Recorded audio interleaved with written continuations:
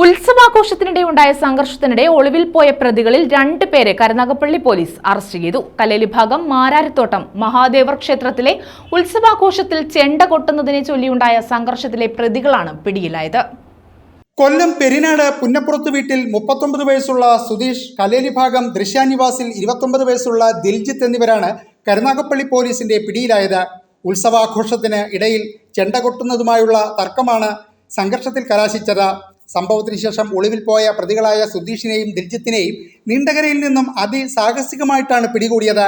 പിടിയിലായ സുധീഷ് അഞ്ചാലുമൂട്, കരുനാഗപ്പള്ളി സ്റ്റേഷനുകളിലെ വിവിധ ക്രിമിനൽ കേസുകളിലെ പ്രതിയാണ്. ഈ കേസിലെ 3 പ്രതികൾ നിലവിൽ റിമാൻഡിലാണ്.